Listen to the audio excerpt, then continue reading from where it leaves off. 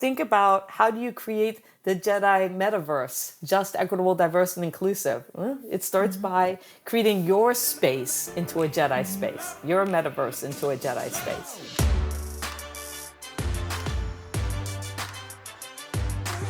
Hello, everyone. GM. Welcome back to another episode of Overpriced JPEGs.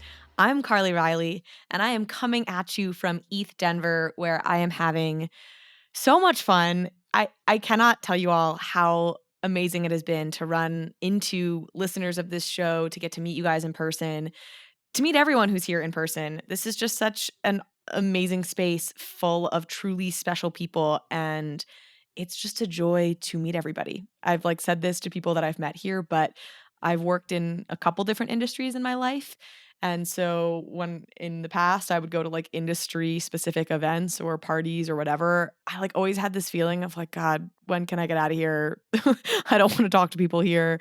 And I have the opposite experience whenever I get around a bunch of Web3 people, where I just want to talk to everyone. And I'm so grateful to get to be a part of this.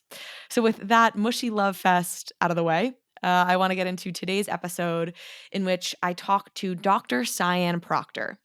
Dr. Proctor is a geoscientist, an explorer, she's an artist, and she's an astronaut.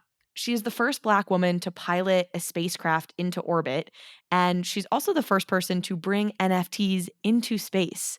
So we talk about Dr. Proctor's journey to NFTs and Web3, what it really is to be an early adopter and be interested in new frontiers, because I think there are a few people I've ever had the privilege to meet who have explored as many new frontiers as Dr. Proctor. And I was really excited to talk to her about her art. Dr. Proctor launched an NFT called Seeker last year. I hope I got that right. And just had a new collection come out. It should be yesterday by the time this episode airs. And she works in a style of art known as Afrofuturism, which I wanted to understand better from her perspective and as an art genre in general. My friend and colleague Kai Turner and other folks that I've seen on Twitter have been talking about February as Black NFT Month in honor of Black History Month. So I really wanted to learn more about some of the Black specific art styles that we've seen come out in the NFT space. And Dr. Proctor was generous enough to share some of the other Black artists that she loves and that others should check out and follow. So, of course, Dr. Proctor is an astronaut, and I also asked her about aliens and if they're real and what she knows on that front. So, if you also love the alien conspiracy theories, as I do, stay tuned for that. And on that note, I want to say thank you to Bankless, of course, for making this and all episodes possible, and to our amazing sponsors. We will be hearing from them now, and then we'll get into my conversation with Dr. Sian Proctor. Axie Infinity is a game universe filled with cute, fascinating little creatures called Axies that players can collect as pets. Players aim to battle, breed, collect, raise, and build kingdoms for their Axies. There are and will be many varied gaming experiences for Axies, many of them having players compete with each other using complex strategies and tactics to attain top rankings or be rewarded with coveted resources. Others will have them complete quests, defeat bosses, and unlock in-depth storylines. There are countless unique Axies that players can collect with varying body parts and experiences. The Axie universe is a player-owned economy where the players can truly own, buy, sell, and trade the resources they earn in the game through skilled gameplay and contributions to the ecosystem. It's a digital nation where people come together globally with their Axies to play, earn, and live. Join the Axie revolution at axieinfinity.com/bankless. Unstoppable Domains is the #1 provider of NFT domains. With domains ending in .crypto, .x, or .nft, Unstoppable Domains lets you replace your long, complex wallet address with a human-readable address. Using Unstoppable, you can verify the ownership over your NFTs, log into Web3 apps, and join tens of thousands of people using them as their Twitter usernames. With Unstoppable Domains, you can have all of your crypto addresses registered to one single domain. So it doesn't matter where crypto payments are coming from or where they're going. By registering all of your crypto addresses to your Unstoppable domain, all of that is taken care of in the back end. Better yet, with Unstoppable Domains, you don't have to worry about gas costs or renewal fees because you own it. Buy your domain and you can show it off as your new Twitter username. So you can get your name for as low as $5 at unstoppabledomains.com. Hello, everyone. GM. Welcome back to another episode of Overpriced JPEGs. Today's guest is Dr. Sian Proctor. Dr. Proctor is a geoscientist. She's an astronaut, an author, an explorer. And for our purposes, she is the first person to ever run an NFT auction from space. So, Dr. Proctor, I am so excited that you're here. So excited to talk about your background and your new foray into NFTs. Thank you for coming on the show. Thank you for having me. I'm really excited to be here.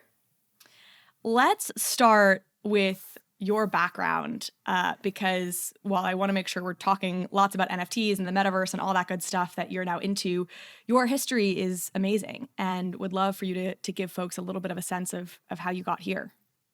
Yeah, so I was born on the island of Guam because my dad was working at the NASA tracking station during the Apollo missions. So I grew up with a lot of space memorabilia and just this love of aviation, exploration, and space. And I wanted to be a fighter pilot and an astronaut when I was a kid. Then, things happen and life changes. And so I went off and became Dr. Proctor. I'm a geoscience professor at Maricopa Community College District. And I just went off and kind of did my exploration thing and just loving Earth and traveling and doing all those things. But I always had that, that love of space. And so COVID happened and I couldn't travel, which was my number one hobby. Like a lot of people, they turned inward for creativity. And I became a space artist and poet during that time. And it just so happened that they were also looking for the first all-civilian crew to go to space. And I won a seat called the Prosperity Seat on a SpaceX Dragon capsule. And it was part of the Inspiration 4 mission, the first all-civilian mission to orbit. And I became the first Black female pilot of a spacecraft in history during the mission. And I also brought NFTs to space with me. I brought art with me. And that's how I got into the NFT space, was as an artist and a poet, actually going to space. So I'm going to ask maybe a surprising question, but I'm curious, because I'm really interested in people who are early adopters to things, and sort of that's what we'll get into that when we talk about your work in NFTs. And obviously you're like a new frontiers person in so many areas. Why did you want to be a fighter pilot when you were younger? Like, what drew you to that? What do you think it is about sort of like who you are as a person that is drawn to these new frontier areas? That's a good question. I was always very independent, but I just remember from an early age looking up and loving planes, always trying, whenever I heard a plane in the sky, I had to kind of like try to figure out, could I identify it? My dad bought me binoculars when I was 12 so I could look for airplanes. And I just, one of those things where I can't explain it if it was just, somehow tapping into my future of being a, pilot of a Dragon spacecraft or not. But I just was always just wanted to be a pilot. And then, when I was 16, Top Gun came out and that was all the rage. And so it was funny because I didn't even realize that there were no women fighter pilots because I wanted to be a fighter pilot. And my parents never discouraged me. My dad instead encouraged me and said, yeah, here's the Civil Air Patrol if you want to, learn about military and want to think about going to the Air Force Academy. But back in the 80s, if you wore glasses, you weren't going to be a fighter pilot anyways. And so I got glasses when about the age 15, 16, I got glasses. And, I knew that was not going to be for me. But my dad instilled a love of science in me, and I was an explorer. And like you said, an early adopter. I was always kind of pushing the edge and seeing what can I do next. And so that's just been a part of me my entire life. And so your journey is you wanted to be a fighter pilot. You had this fascination with space growing up. You then realized or that door kind of closed to you because you got glasses, and that disqualified you from going to be a fighter pilot or being in the Air Force. And so you went and studied geoscience. Is that the right way to phrase that? You went and got sort of multiple science and math degrees, and then almost became an astronaut through NASA, was like a finalist, maybe tell that story a little bit. And then when that didn't fully come to fruition, then you went and were an analog astronaut, which I want to talk about what that means. But so tell that part of the story in terms of applying to NASA and then becoming an analog astronaut. Yeah, so at 18, going off to college, I didn't know what I wanted to do. My dad passed away when I was 19, but I always had a love of science. So I got an environmental science undergrad degree. Then I went off to Arizona State University to get my master's and PhD, my master's in geology, and my PhD in science education, because I knew I wanted to be a teacher, a community college professor by that time. And I was kind of living my life. And then, in my late 30s, I got the opportunity to almost become a NASA astronaut, down to that yes, no phone call. And then it was a no. And you're like, oh my goodness, this is my last chance.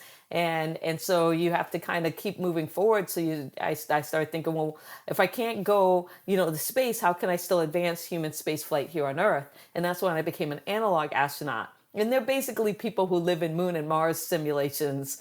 And so I was living in the high seas habitat back in 2013 for 4 months, investigating food strategies for long duration spaceflight for NASA. And that just kind of, it allowed me to basically go to space camp as an adult, which I, wanted to do as a kid. And I loved it. Just kind of, again, keeping that hope alive that, well, maybe if I keep training and keep working at it, one day, maybe I'll be able to go to space. And then you did, which is so exciting. How does going to space change your perspective on life? Oh, well, it definitely has been the biggest thing of accomplishment of my career, to have that global perspective, both as a geoscientist and as an artist and a poet. So I've been a geoscientist for over 25 years now, and so I love our planet. It's the best place in the solar system. But then to win my seat to space, not as a geoscientist, but as an artist and a poet, adding this whole kind of new layer or texture to my thinking, it definitely gave me this new perspective of the Earth, because I just saw the Earth as this beautiful portrait in motion while I was up there, looking at it, and thinking about how wonderful Earthlight is, and to be bathed in Earthlight and see our little tiny moon up against our big giant planet from that perspective was just fantastic. It's incredible. And I think it's maybe worth clarifying for folks. So you piloted this flight that went into orbit. You orbited the Earth, correct? Yep, for 3 days. For 3 days. Okay, which is very different than when you see like William Shatner just like take a little rocket up to space. Like this is, I think civilians going into space has become a more normalized concept because of what's happened over the last year with Bezos and SpaceX and others sort of sending people to space. But what you did was much more technically complicated and involved, and that's probably worth noting. Yeah, that's correct. And so, the difference between suborbital and orbital is that you have to have a lot more energy, a bigger rocket to be able to go into orbit, because you need to hit a velocity of 17,500 miles per hour. So you're really moving. And then you have to dissipate. You have to take all that energy back out when you come back into the atmosphere. And when you do a suborbital flight, you don't have that. You don't have the speeds, and you don't have the same dynamics. And so we went up to space for 3 full days. And so we were living, working, playing up in space. Were you scared at any point? No, people ask me that, and not for the actual space mission going up. I was more afraid that something was going to go wrong before I got to lift off. And so, it's one of those things. I kind of say it's like winning, being selected for the Olympic team. And everybody congratulates you. Oh, you made the Olympics. And you're like, whoa, I still have to win the gold medal. And so you get selected, and you have 6 months of intense training. And the thing about it is, like, SpaceX made it clear that, you may have won this contest, but you have to earn your seat. So to become the mission pilot, I'm not an engineer. I have my pilot's license, but flying a Cessna 172, not the same as flying a Dragon capsule. And so I had to qualify for that. And then you're also doing things where you could get hurt, and it's during COVID. And all of these things you can't have go wrong, because if you do, you guess what? They're flying sandbags in your spot, like they're replacing you. And so I was really more concerned that something would go wrong and it would be taken away from me. And you wouldn't get to go at all. I mean, Right. gosh, that's such a testament to what like an adventurer spirit you have, and that this is such a childhood dream, because I would be like, just praying that something happens that means I don't have to go up to space. Like, I'm a bit of an early adopter, but like solidly on things here on the ground on planet Earth. Like, play the game of like, would you go up to space if you could? I'm like, no, like when it becomes like driving to the supermarket, that's when I'll head out. But I'll let people like yourself sort of take the early risks, which I'm just so in awe of that. Okay, I have to ask you a question, because I believe you appeared on an episode of Genius by like Stephen Hawking's show, talking about sort of like extraterrestrial life and aliens. So like, what are the secrets there? Are there aliens? Like, what have they come to Earth and this is all like a big secret being hidden by the government? Like, what can you share with us on this very critical topic? Well, I would say, being on that show, Genius by Stephen Hawking, it's episode 2, Are We Alone, was fantastic. And, I want to believe. I think that, just like in the movie Contact, one of my favorite movies, when Jodie Foster says, it'd be an awful waste of space if, other intelligent life didn't exist out there. I definitely was looking for it while I was up there. And unfortunately, the only intelligent life I found was our humanity, us. And then as far as, aliens being among us down here on Earth, shoot, come visit me if you are. I want to have a conversation. I'm completely open to the idea, but I haven't had any experience in that area. And as a scientist, I remain skeptical until I have the experience. The data to back it up. Fair enough. Okay, let's get into the NFT art part of this and your sort of passions. So walk me through, how did you first hear about NFTs and get involved with NFTs? Well, it's kind of interesting because I was doing art and poetry and just kind of like physical art pieces, drawing, paintings, things like that. And then I won my seat. And it just so happened that the person who does the back end for all of SpaceX's launches is Kyle Schimber is his name, and he's part of the company called Subtractive. And so I ran into Kyle, and I'd known him from Yuri's Night celebration. And he was like, hey, Sian, and we started talking.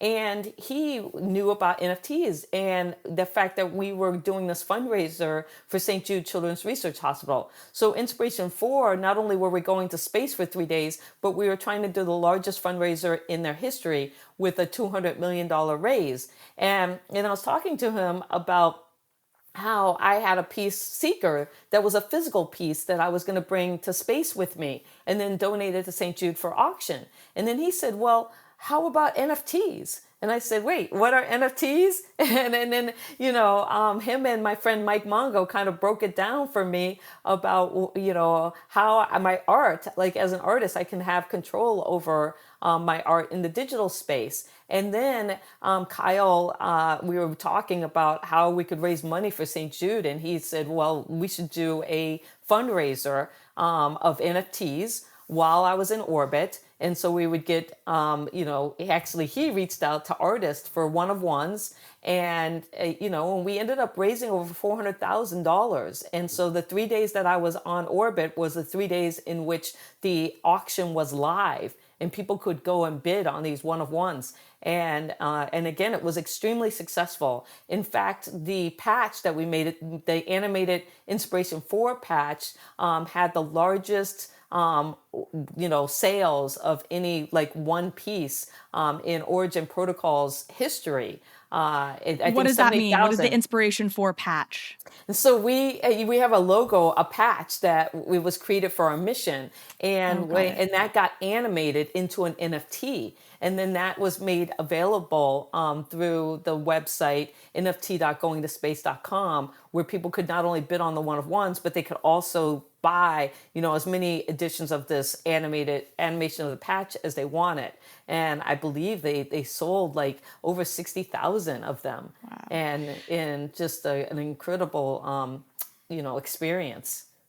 That's amazing. So let me break this down. So Inspiration 4, which is the mission that you piloted that orbited space, they had a mission from the outset, which is to have this St. Jude's Children's Research Hospital fundraiser tied into it. And the goal there was to raise, did you say $200 million? That's correct.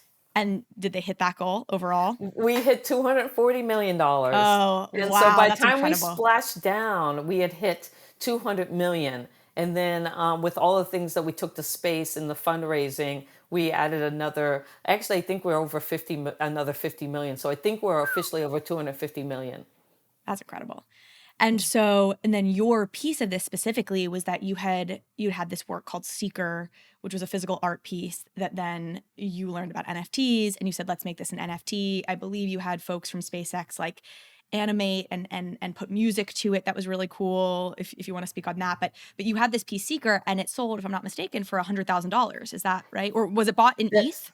There was two things that happened. So when we knew we were going to do the on orbit auction, I donated my first ever digital piece. So I'd always been a physical artist, and then I got on my iPad and I made a piece called My Genie. And that got animated by the people at Subtractive and made it into a beautiful piece that sold as part of this St. Jude auction that was on orbit. But then I had a physical piece that had this wonderful history, because before I even knew that I drew it, before I knew I was going to become an astronaut, and it's a tribute to where I was born, the Marianas Trench, because another former astronaut, Richard Garriott, who's the president of the Explorers Club, was going down to the Marianas, the Challenger Deep, a location, the deepest part of our planet. And he was taking art and poetry with them. So I was like, oh, this is a great opportunity. So I drew Seeker, wrote a poem, sent it down with him. It came back up, and I had won my Inspiration 4 seat. And I knew that if I donated that could be my contribution towards raising the 200 million. But before I took it to space, another astronaut friend of mine, Scott Perezinski, and his wife took Seeker, the physical piece, down to the Titanic with them. Oh my gosh. And then, so two astronauts, one to the Pacific, deepest part of our planet. Then another astronaut took it to the most iconic shipwreck in human history. And then it came back to me, and me and my crew took it to space. And then we all signed the back of it. So 6, astronauts signed the back, and we donated it to St. Jude, where it went for auction for $100,000. And then me, along with the crew at Subtractive, we turned it into an NFT that is now available. We just launched it for the month of February. It's an edition of 100. And to mark that amazing, accomplishment of where this piece has been. That's very cool. Okay, so we'll have to link. We'll include the link below for folks if you want to go check out Seeker, the digital, NFT version of this piece that the physical version has been, all over the world. And I'm going to ask you in a bit about your advice to artists who want to get into NFTs. But I think I just want to highlight here.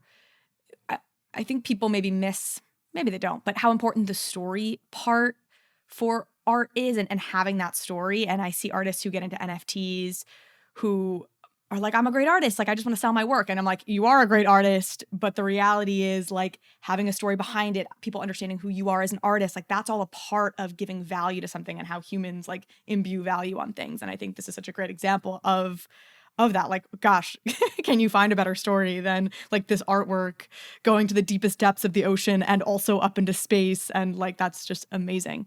Let me ask, so when you were first hearing about this concept of an NFT from Kyle, you said, correct? Mm-hmm. Did it click for you immediately, like, why this was interesting and why blockchain technology was interesting? Or, like, did you have that sort of like, wait, walk me through that again? Like, who cares? Like, what was your reaction? It was definitely a walk me through this for a moment. because I'd kind of like been on the sidelines and thinking about blockchain and that whole thing, but kind of like, I don't know how to get into this. I don't know what I'm doing. But I'm an early adopter of technology. I have taught with, I've been an educator who's taught online and I was always the person who was buying the newest software and getting into augmented reality and virtual learning early. So when this came up and I learned what NFT was and how ownership, worked, because one of the things that I've been doing as a teacher, we talk a lot about open educational resources and Creative Commons licensing, and the different types of licensings you can have on digital assets. That was the job that I was doing right before I got selected to go to space. And so this was really interesting because I was like, oh wow, we can actually now assign ownership in that digital space, because it has been this really interesting free-for-all, and particularly when you're talking about licenses and what teachers can and cannot use. And so I was kind of there like, but I definitely still needed him to say, walk me through this again. Like how, because of just knowing, I think the most complicated thing for people who are just entering the space is, okay, what is the terminology? What is a wallet? How many different types of platforms is there? What's the difference between, ETH and just the different coins, a DAO. I mean, there's so many components that you can have. And I think that that's where, having somebody who you can talk to and you trust to lead you through these processes of getting your wallet set up, how are we going to promote this, who are we going to collaborate with? All of those things are important. It's interesting to hear, and it makes some sense, that it sounds like the sort of initial aha moment for you was understanding licensing and ownership. And even if you're talking about CCO, where you're something in the Creative Commons, like Right. understanding for the first time sort of, oh, okay, here's how this can be applied to digital art. Because before there was no need for any of that, because there was no way to authenticate anything or identify ownerships. There was no ownership to give up to the community in the first place, because you really couldn't have that. And that was for you where you were like, okay, this is interesting. Is that Absolutely. that was the click moment? Yeah, because now it's it's interesting because we're on the cusp of it being just kind of this revolution is going through the digital space, where it's any kind of digital asset now can be assigned to the blockchain, and not only does that allow tracking, but it also allows an ownership, but also the royalty that goes along with that. Right. And then that adds another whole dimension, because now you can say this belongs to me, and if you want to use it, here's the if either a Creative Commons license or being able to say, I want you to pay this amount, or even if you sell it, that for the rest of your life you can get royalties off of it, and that's a big thing for artists, and I don't think that that gets overlooked a lot when you talk to people about why NFTs are so important and what it's doing for the independent artists. Yeah. You've told me in a past conversation that actually a good bit of the space community is fairly anti-NFT. And that surprised me because, again, it feels like that new frontier thing. I would think, space explorers would be like, the metaverse is also a new frontier, or, along those lines. Why do you think there's sort of skepticism among the space community around this technology? Well, I think a lot of it is, that first misinformation that might come out. If somebody says, oh, this isn't very good, or, this is causing, a lot of harm to the environment, or this is a Ponzi scheme, people tend to latch on to those kinds of things. And then it's always hard to break a first impression, because you have to work, multiple times harder in order to just say, no, this is what's really happening. And I think part of it is that people today, they would rather just accept what they hear instead of doing the hard work of investigating and learning more. But what I'm seeing is that the people who are more negative kind of like comments are dissipating, because it's being, we just had the Super Bowl, and it was all like, there's this huge NFT theme to it. And so people, I think, are now being like, oh, wait a minute, because it's not going away. It's only going to get deeper, better, stronger, all of those things. And yeah, there are some criticisms to it, but that's what's great about the community. And if you get involved, you can work towards, mitigating and reducing those challenges. You mentioned the Super Bowl. I was debating asking you this question, but since you brought it up, I'm going to ask.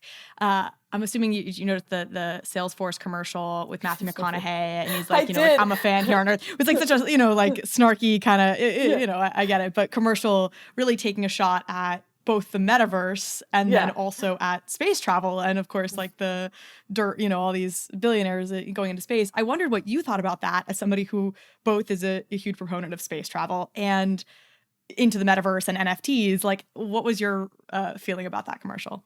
Well, it's not one or the other. This is a win-win-win situation. Like, and we always think in terms of competition, and obviously it was the Super Bowl competition, and in that there's always a winner and a loser, and that doesn't have to be the case. We can choose to make this a win-win situation where we are advancing human spaceflight. Win. Because as we do that, solving for space solves for Earth. And all of the technology and the efficiencies of space travel, if you think about it, you have to be efficient in water, energy, waste, shelter, all the things that we have challenges here on Earth with. They're trying to make it as efficient as possible. And all that technology comes back and makes us super efficient here on Earth because we can adopt it on a large scale.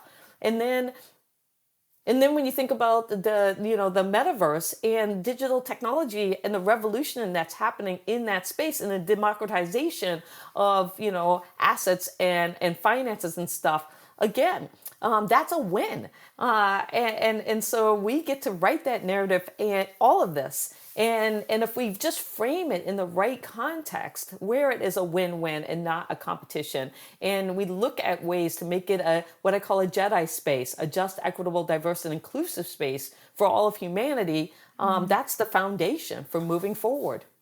Yeah, I heard you make that point about the technologies that we're developing for space are hugely applicable and helpful here on Earth. And it was such a oh my God, yeah, moment for me where I had never thought about that. And I didn't hear it brought up ever in all of the discourse about how dare Jeff Bezos and Elon Musk, go to space and all the problems here on Earth. And to think oh gosh, the process of innovating there actually does so much for us here. I was just like, why can't you just go on all the news programs and be the one talking about all this stuff? Because it feels like it would be such a healthier and more interesting conversation than the one that I felt like I saw happening. It is. And I think that the space community is trying to make that narrative. But again, it's sometimes there's that immediate disconnect of why are we spending all this money out there when we have wicked problems here? And again, those two things aren't opposed to each other. They actually mutually help each other. Yeah, they're complementary and that mutually reinforcing. Everyone is talking about the metaverse these days, and we're all still trying to figure out what it actually is, because everyone is looking for how to get exposure to it. That is why a metaverse index fund is so important, because in such a young market, an index can give you broad exposure to all the various players who are building out all these digital worlds that will ultimately become the metaverse. And that's why you should check out the Metaverse Index from the Index Co-op. The Metaverse Index gives you simple, easy, and safe one-click exposure to the emerging open metaverse trend. The MVI Index contains some of the biggest metaverse projects out there, including Axie Infinity, Decentraland, Illuvium, and more. So join thousands of holders who have already trusted nearly $50 million to the MVI Index. And if you buy $500 of MVI on the Dharma app, you can receive $50 worth of ETH on the Polygon network. There's a link in the show notes for you to click so you can get started on your journey into the metaverse. Polygon is Ethereum's largest and most vibrant scaling solution to date. With millions of monthly users and all of the biggest DeFi apps, the Polygon ecosystem has turned into a blossoming metropolis of DeFi activity. Transactions on Polygon are quick and cheap, allowing users the freedom to achieve their DeFi goals, all while being economically anchored to Ethereum. But Polygon isn't just the proof-of-stake sidechain. The Polygon team is building a suite of scaling solutions, including Polygon Hermes, Maiden, Nightfall, and Zero, all with different design choices in order to be optimized for all possible crypto use cases. If you're a developer who wants to build on the Polygon ecosystem, go to the link in the show notes to check out their fantastic documentation. And if you're a user who just wants to experience fast and cheap DeFi, you can bridge over your ETH or other tokens and start playing around with any of the thousands of applications that are available on Polygon. I want to talk about the other NFT projects that you've been involved in. So Mutnik, people love this. It's dogs. Tell us a little bit about Mutnik. Oh, I love my Mutniks. Okay, so a lot of people don't realize this, but dogs went to space before humans did. And, but Yuri Gagarin was the first human to fly into space out of Soviet Union. And before that, they sent dogs. They trained dogs to be in the spacecraft, and they were mutts. They were dogs that they found on the streets of Russia, and they took them and they trained them, and only the best dogs got selected to go to space. So you can imagine these are loyal, loving dogs, and we sent them to space knowing that a lot of them wouldn't survive. There were ways in which we basically wrote them off. Some of them did come back. But the Mutnik project, or cosmicpaws.io, is all about bringing these dogs back from history and giving them a space in the metaverse and being able to find agency there and provide utility and joy and an experience, but also thinking about history and how we can take things from the past and bring them forward and shed light on them in a new and interesting way. And so what's fun about it is I got my wolf pack, but if you go to cosmicpaws.io, they have what's called a do-over generating engine, or Doge, and it's where you get to create your own Mutnik. And so every time you hit the generate button, you don't mint it. It basically generates a new Mutnik in all these different costumes and styles and things like that. And one of them is spacesuits. So I have a collection of my Mutniks, and they all have spacesuits on because, who doesn't like a dog in a spacesuit? And that was what their original purpose was to go to space and trailblaze the way for humans. And how did you get involved in this project? Was this... This was one... Kyle and Subtractive already had it, and along with Mike Mongo, and just a great creative team. And so when we were talking about the projects that, bringing NFTs to space and doing the auction, I fell in love with these dogs the moment I saw them. So I had to get mine. The first one was Leica, and now they have Star. And I was able to bring those NFTs, the first 101 that were generated, to space with me on my iPhone, and basically my iPhone and my iPad. And so it was really cool. Is this connected to the fundraise in some capacity? No, or a fundraise? Okay. This was just an independent project where when I saw it, I was like, I've got to be a part of this, let me start generating and creating my wolf pack, and then how can I help? And so they brought me on as part of the team, and that's when I was like, well, let me bring them to space with me. So because it's based on dogs going to space, and now I had the opportunity to bring the metaverse version of them to space with me and back. Awesome. Well, and I should clarify here, this is very much not financial advice. I don't own any Mutniks at this point. I'm not saying go out and necessarily go buy Mutniks, but go look at the project if you think it's fun, obviously.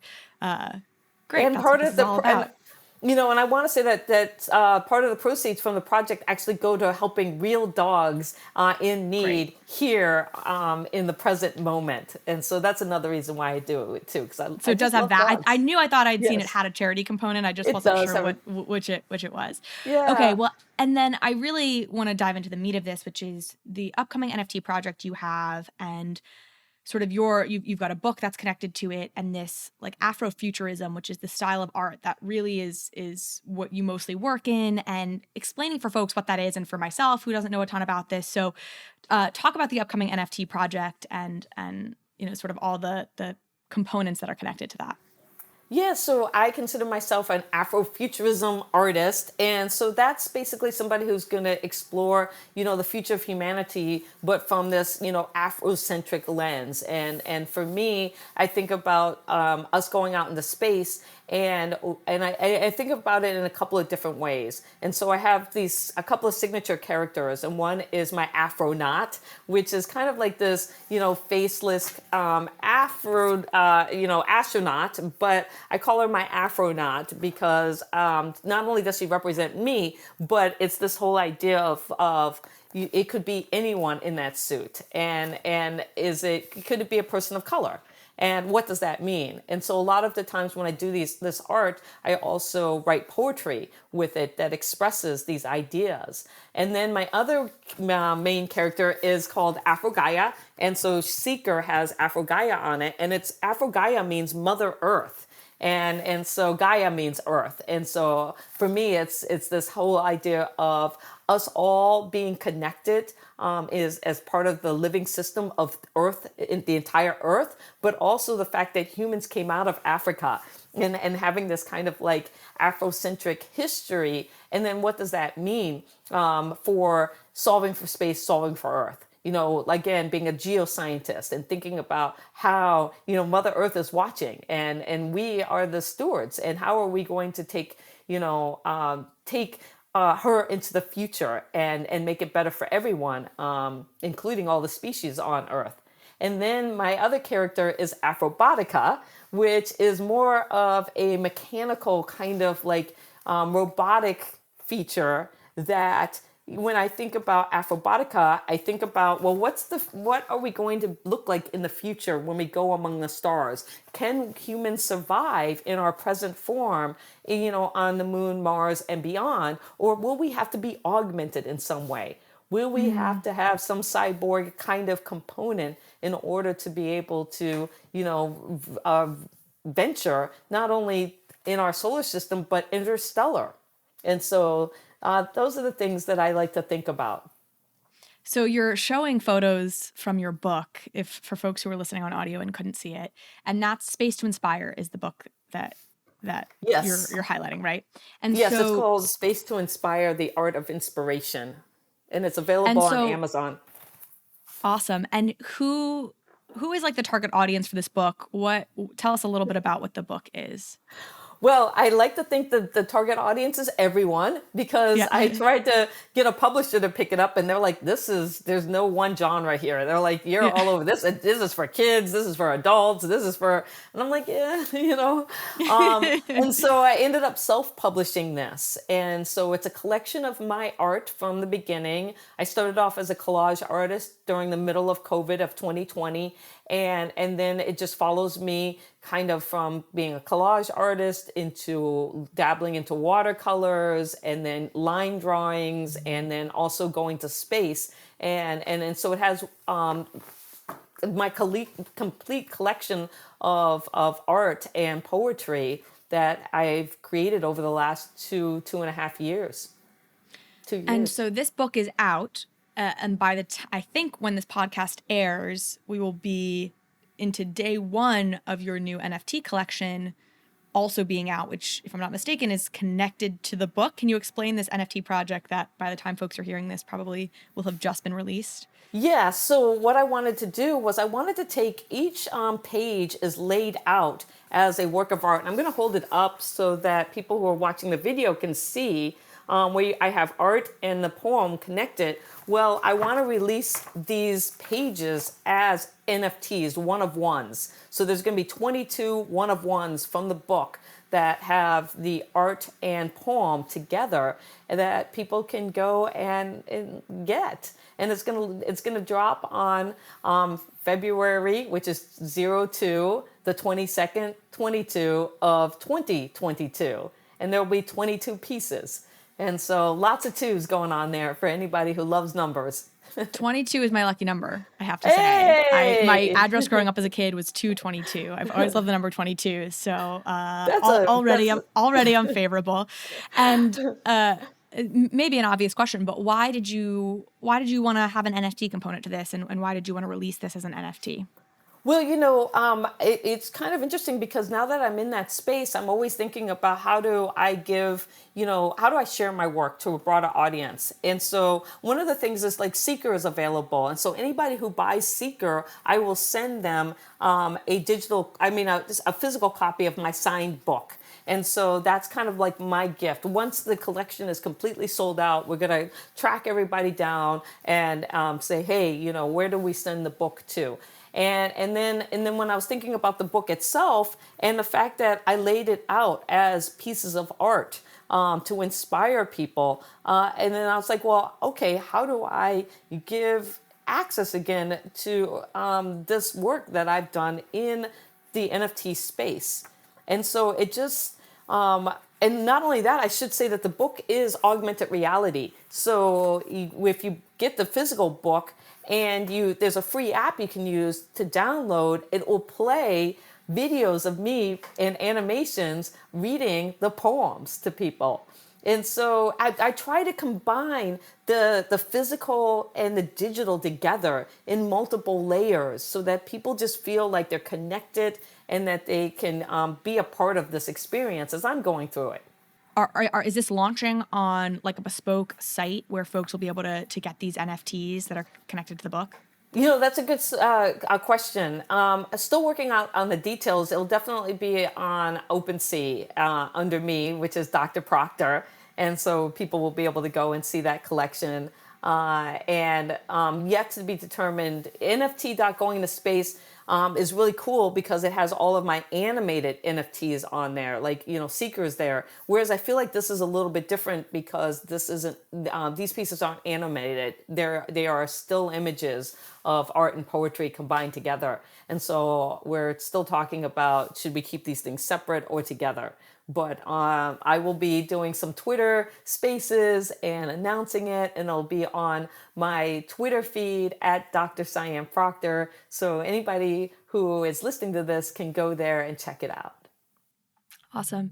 One of the things when we were sort of chatting about doing this episode, and I was asking you, like, what would you want to talk about? What do you think is really important to get across? I know something that you mentioned and that is really important to you is more diversity in NFTs and in blockchain. And, it's something that we sort of talk about as a space, but what do you see as the biggest ways that we can work to make the space more diverse and get a variety of voices in here? Well, the biggest thing is, who do you follow? When you're in social media and you look at who you follow, is it diverse? And if it's not, why not? And so that was even me. I had that issue. I was following the space community, which is not diverse. And then, Black Lives Matters happened and talking about Black in the Ivory and just all of the social unrest. And then I went to my Twitter feed and I was like, and this was one of the things that got me, going as an artist, because this was back in early 2020. And I was like, well, why am I not following all of these amazing Black scientists? And then now that I'm in art, I'm like, well, who are the Afrofuturist artists? Who are the Black poets? And really starting to diversify my following so that I become more connected. And so that's what my first advice to people is, diversify who you're listening to and interacting with. And so when we think about these NFT projects and going into different spaces and promoting artists, how do you bring in people who normally aren't in this space? And so I love it when people say, hey, there's a new project and they've got an allow list coming out, and they say, and they're thoughtful about it. They're like, okay, well, we want to make sure that it's not the same old people getting on the allow list. We're going to intentionally reach out to artists, particularly artists, not just, collectors, but people creating the art, and saying, hey, we want you to donate a piece or be a part of the piece and get royalties or be on the allow list so that you can get a piece of, our drop. Who are some Afrofuturist artists that we should all check out and you want to shout out? Crickstover, Edwin, it's Crixtover, Edwin.eth. And so she's a visual artist and painter. And so you can see, I'm just going to hold it up so that if you want to cut to or drop her in. Great. But, we'll make sure we put the links in for on the podcast and YouTube side. And then qclub.eth. Perfect. And I mean, there's a whole bunch of them. Oh, and then, okay, there's also Skid Row Crypto, who's a journalist in that space, in the NFT space. The Dark Mist.eth. I just love, some of their, when I go to their pieces here and look at their art and what they're doing, I just love it. And this one is Stone as the organic.eth. And so a lot of times when I jump into these new Twitter spaces, balloon.eth, a lot of Twitter spaces and Clubhouse, I'm looking at, who's in there and how do I follow them? And the list goes on and on. And that's a great way, again, to just think about how do you create the Jedi metaverse, just, equitable, diverse, and inclusive. Well, it starts by creating your space into a Jedi space, your metaverse into a Jedi space. Yeah, well, and I'm so glad to be having this conversation because I often find that the guests that I have on, then in my doing the research before the guests coming on, I learn about a whole new world or space. And so this Afrofuturism style of art is something I knew nothing about and have been sort of, diving into and learning about. And I think at like the basic level for folks who aren't familiar with it, like Wakanda is sort of like a good, is one version of that to sort of picture, and this sort Wakanda. of, I think it's, yeah, exactly. It's a part of, Black imagination of how can the future for Black people be amazing and arguably better than we have it right now. And I think that's sort of at the core of this. Is that right? Is there anything you want to add about Afrofuturism as a style of art or what it represents and what its inspirations are? And it goes beyond just art. It's music. It is it's movies like Wakanda. It's literature. And so one of my favorite books is The Parable of the Sower by Octavia Butler. Fantastic. And so just thinking about, and then again, it's about that inclusivity, that idea of distribution of knowledge, wealth, power, information, access, all of that kind of stuff. And when people, again, we come from such a competitive history as human beings. And how do we switch that narrative of competition to, complementary completion and all of these things? And because people get scared that there's not enough pie to go around. But instead of thinking of it as a pie you eat, think of it as the number pi. It's infinite. There's plenty of pie for everyone, is what I like to say, right? And so just open up a little bit and start diversifying your own space. One of the things that excites me about Web3 and this space, and I want to get your take on it, is, we're really opening up new ways to, I guess, monetize culture. And on the one hand, I say that, and I think it sounds kind of bad and scary, like the way that I think people who hate NFTs would articulate it as like the financialization of everything. On the flip side, the part that really excites me is I think about the contributions that Black Americans, but globally, right, have made to culture and how so much of our culture really comes from Black culture and how Black people have so often not really profited from that properly, not gotten the right, credit for it, and how Web3 is potentially perfectly designed to start to remedy some of that because it's all about provenance and you can see the origins on a blockchain.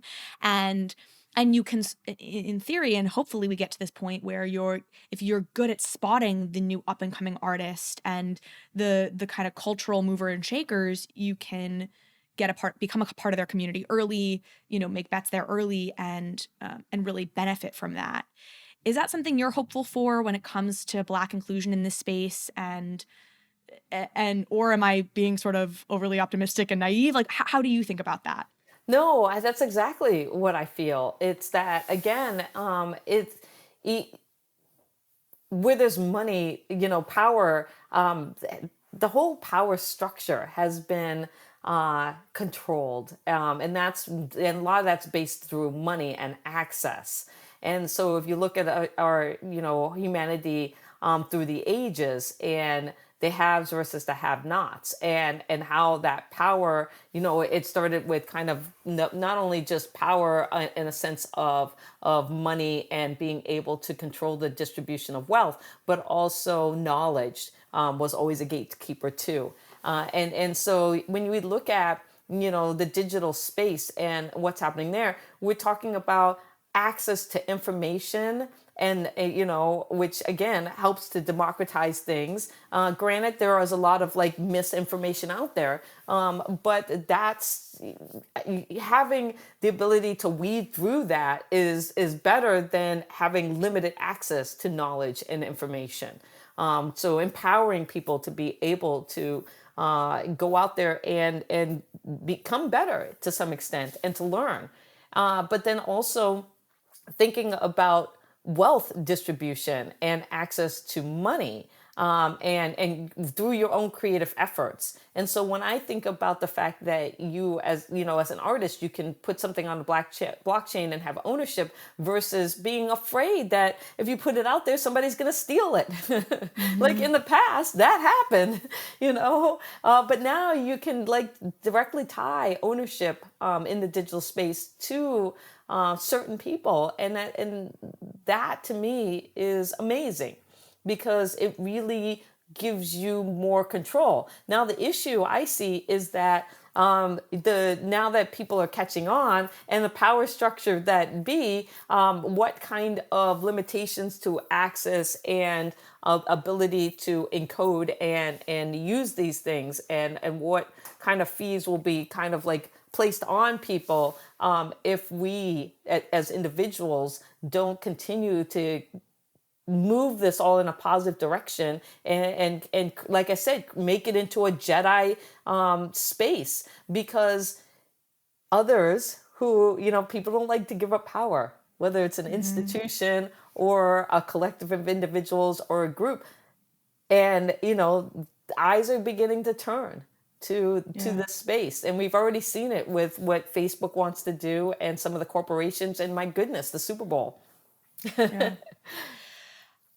I want to ask you, I have sort of two quick follow-ups there, which is first, I'll speak for myself. Like, I have actually found the Web3 NFT, this community, like wonderful. And, women in the space are sort of less represented, you could say, right? But like, I have felt really, really included and felt really like not biased.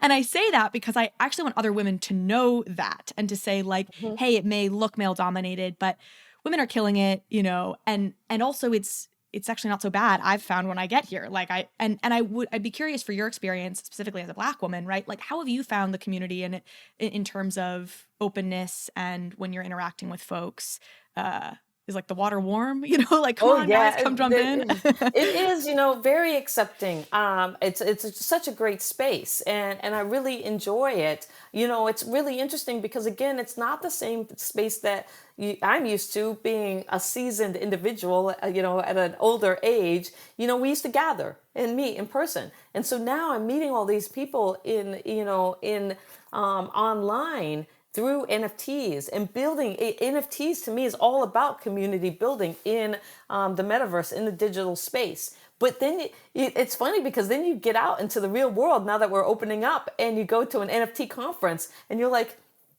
wow, I know you. I've been interacting with you for 2 years, but you feel this kind of interesting connection to them as a result of that. But it's been fantastic. My one criticism, it has to be with a lot of like the PFPs and the big drops and stuff.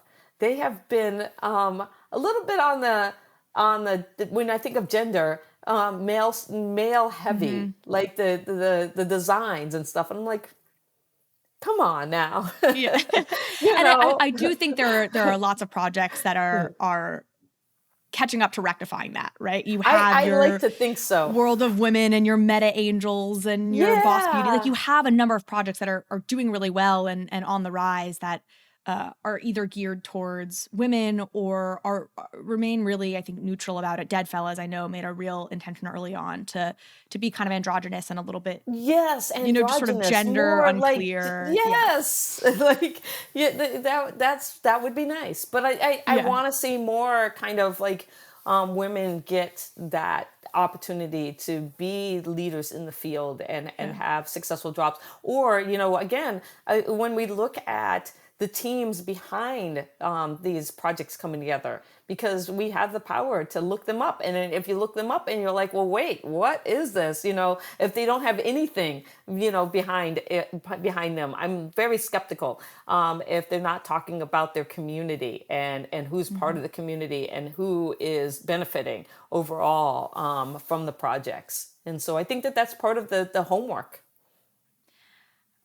I only have a few more minutes here. I know you were a little over our time, but there are a couple other things I want to get to, because as we talk about this, like bringing new people into the space, I think it's that combination of those of us who are already in the space being cognizant about who we're following, who we're highlighting, and then also, encouraging new folks to come in, partly by saying, hey, look, you're not going to probably encounter a barrage of sexism. There might be subtle things like you wish there were more PFPs with women in it, but in general, people are like really warm here. Don't be scared.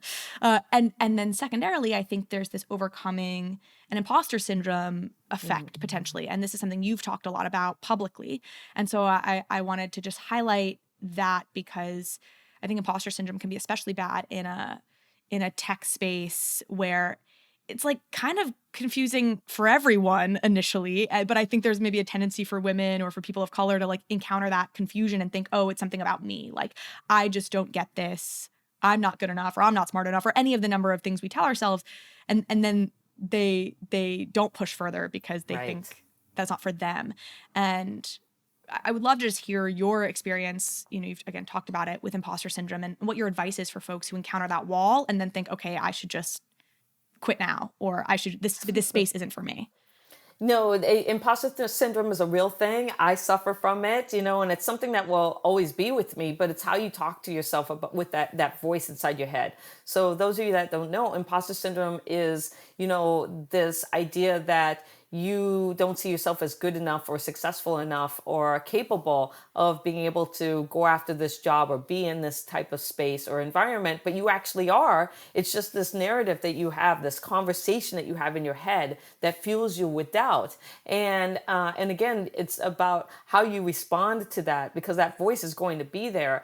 And so when I think about imposter syndrome in this type of space, it goes back to finding that community, because those are the people who are going to support you and help walk you through. It is confusing.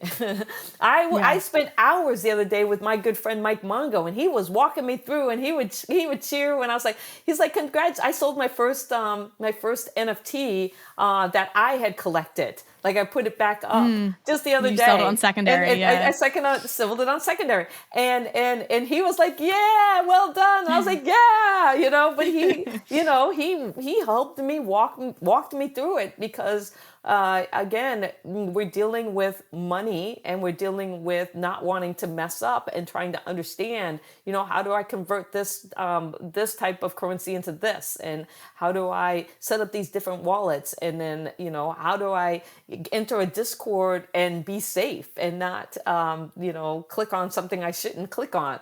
And so, but that's step one: find good people to be your peeps. And so I have what I call my wolf pack, because they're all the people who are in the Mutnik community, and they're the ones who I am doing my artist in residence with. And so they are a fantastic crew. And so what you'll find is when you jump into the space, like you said, it's inviting, and there are good people here wanting to help and do good. And so that's what's fantastic about it.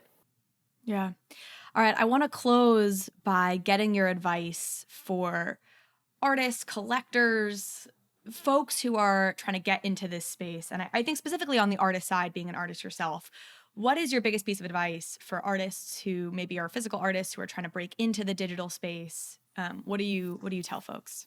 And that's what I was. I'm still a physical artist. I was just creating a piece the other day, figuring out how to capture your art, and then making it available in the NFT space is important, and it's worth the effort.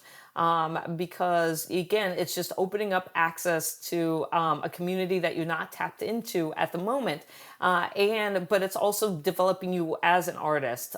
So I've been working on my digital art skills also, and thinking about how I can take advantage of the fact that the digital space allows me to do things that I can't necessarily do efficiently in the physical space, and that is combine art, poetry, music, animation, all of those things into one and make it available.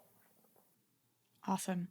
Dr. Proctor, thank you so much for being here. Also, I love that it's Dr. Proctor. It's like, it's like a wonderful name. I love the rhyming. Thank you so much for being here with us. I really appreciate you sharing all of this. Send me the names of those artists you highlighted. We'll make sure we link to them. And any final words before we sign off? No, thank you for having me. And then I hope that everybody who's listening will check out not only my projects, but also people of color. Yep. Amen. All right. Thanks so much.